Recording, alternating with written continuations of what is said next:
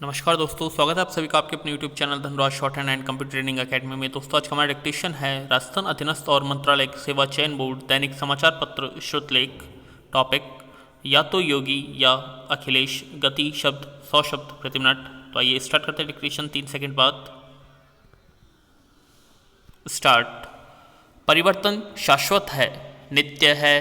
प्रत्येक क्षेत्र में प्रतिक्षण परिवर्तन होता रहता है। व्यक्ति भी हर पल कुछ जानता रहता है, करता रहता है। तब राजनीति कैसे अछूती रह सकती है? क्या पंडित जवाहरलाल नेहरू और इंदिरा गांधी में विरोधाभास नहीं था? क्या राहुल प्रियंका भी इंदिरा गांधी अथवा राजीव जैसे हो सकते हैं?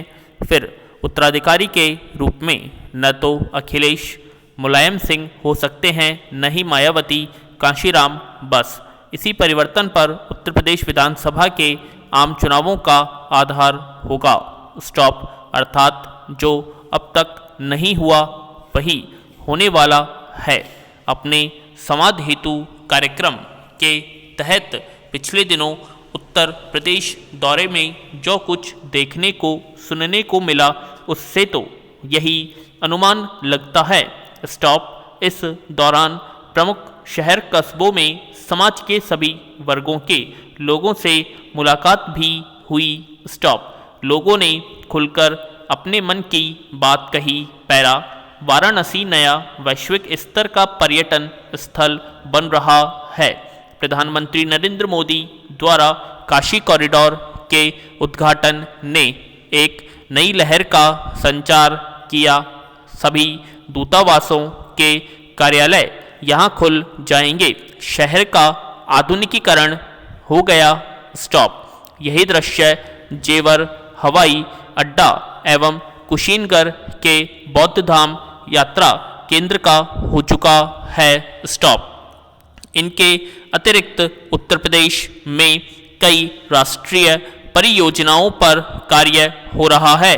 इसका संदेश यही जा रहा है कि मुख्यमंत्री योगी आदित्यनाथ की जगह प्रधानमंत्री मोदी ही कार्य कर रहे हैं। कई जिलों में उनके दौरे हो चुके हैं। ये सभी असामान्य सी बात मानी जा रही है। पैरा। उधर समाजवादी पार्टी के नेता अखिलेश यादव ने रथ यात्रा शुरू कर दी है। स्टॉप। प्रियंका गांधी ने महिलाओं के लिए 50% आरक्षण की बात शुरू की है। पोस्टर लगाने की होड़ में है। रायबरेली में स्मृति ईरानी के पोस्टर शहर भर में अटे पड़े हैं। मायावती पर टिकटों के लिए मोलभाव शुरू करने के आरोप लगने शुरू हो गए हैं। स्टॉप। मुस्लिम मतदाता मौन हैं, किंतु सभी दलों की नजरें इन्हीं पर टिकी हुई है। स्टॉप। चुनाव का शंखनाद हो चुका है। इस बार नया गणित उभरता दिखाई पड़ रहा है। चुनाव मुख्य रूप से दो ही दलों में होता जान पड़ता है। भाजपा और सपा आमने सामने है। बसपा और कांग्रेस दोनों को चर्चा से लगभग बाहर ही माना जा रहा है। स्टॉप। पैरा। जिस प्रकार राहुल गांधी को राजनीति विरासत में मिली, कुछ करना नहीं पड़ा, वैसी ही राजनीतिक विरासत अखिलेश यादव को भी मिली। दोनों में जोश जरूर है, पर अपेक्षित संवेदना नजर नहीं आती। बातचीत करने पर लोग बताते हैं कि अखिलेश के व्यवहार के कारण लोग दूर ही हुए हैं। जहां मुलायम सिंह के साथ ब्राह्मण राजपूत नेता भी थे, वहीं अखिलेश पर जाति विशेष को तवज्जो देने का आरोप लगता रहा है। स्टॉप। आरोप यह भी है कि कोरोना के दौर में भी अखिलेश विपक्ष के नेता के रूप में मौन ही नजर आए। कांग्रेस के कमजोर पड़ जाने से अखिलेश की निगाहें मुस्लिम वोटों पर टिकी है। रथ यात्रा शुरू कर दी है, किंतु मुलायम की टीम साथ नहीं दिखती। हालांकि पूर्वी और पश्चिमी उत्तर प्रदेश का क्षेत्र समाजवादी पार्टी का गढ़ माना जाता है, पर माना यह भी जा रहा है कि एक और अवैसी की पार्टी मुस्लिम वोटों को बांटेगी, वहीं दूसरी ओर भीम पार्टी के चंद्रशेखर दलित मतदाताओं में बिखराव पैदा करेंगे। स्टॉप। ऐसे में मायावती भी सिमटने को है और कांग्रेस भी। कांग्रेस में केवल प्रियंका गांधी के हाथ में कमान है। स्टॉप। पैरा। लंबे समय तक कांग्रेस के पास रही अमेठी सीट पर आज स्मृति ईरानी प्रतिष्ठित हैं, जो इस बार रायबरेली की चुनाव प्रभारी होंगी। स्टॉप। रायबरेली पहले इंदिरा गांधी और अब सोनिया गांधी की प्रतिष्ठित सीट है, इसीलिए केंद्र सरकार के बड़े बड़े संस्थान तो वहां पर बन गए, किंतु नीचे के लोगों की सुध लेने वाला कोई नहीं है। स्टॉप।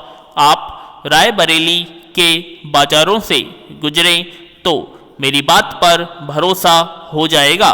स्टॉप। आपको लगेगा कि जब से बाजार बने हैं तब तक आज तक किसी दुकान मकान की एक ईंट नहीं बदली है। जो टूट गया सो खंडहर, जो खाली सो खाली, दर्जनों दीवारें ढह चुकी हैं, खड़ी हैं वैसे ही जैसे फ्लोराइड युक्त पानी पीकर वहाँ लोग खड़े हैं अपने अष्टवक्र अस्थिपंजर के साथ। स्टॉप। आज भी आसपास के गांव ढाणियों में घास फूस के झोंपड़े हैं। स्टॉप। एक झोंपड़े में आग लगते ही पूरा गांव सुलग उठता है। अमेठी तो बहुत पीछे है। पैरा।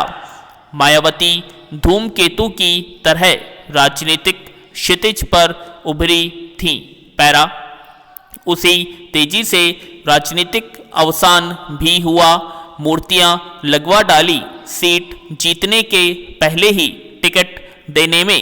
जो विवाद उठे उसी वजह से राजनीति का दावा हार गई। भीम आर्मी की बसपा की जमीन खिसकने में लगी है।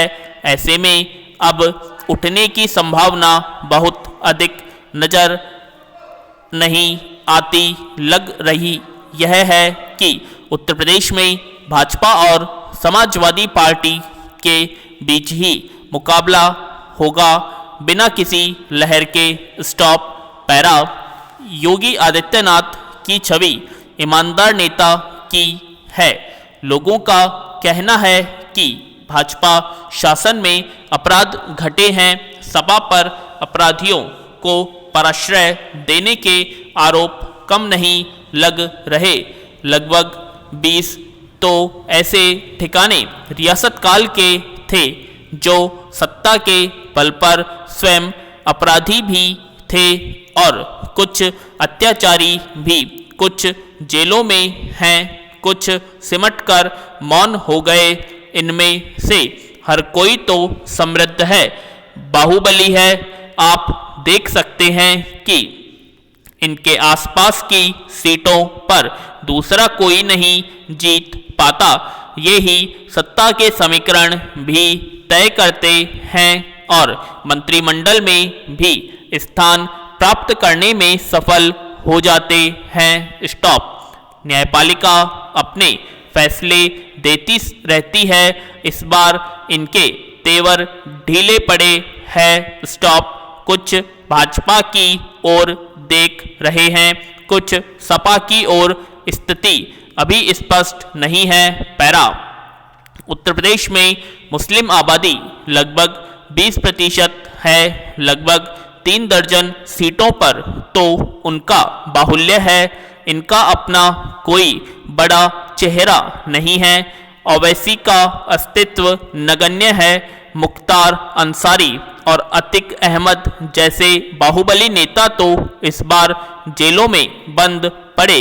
इनका पूर्वांचल में दबंगई का दूसरा रूप है। स्टॉप।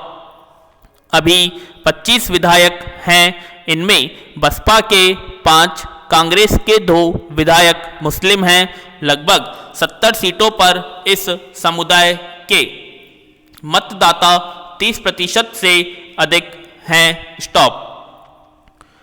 सपा को मुस्लिम मतदाताओं पर भरोसा है, हालांकि 3 तलाक कानून के कारण महिला मतदाताओं में बिखराव अवश्यंभावी है स्टॉप। मुफ्त राशन सहायता राशि प्रधानमंत्री आवास योजना भी इनको लगभग 1.5 करोड़ आवासों का 20% हिस्सा प्राप्त हुआ है। धन्यवाद।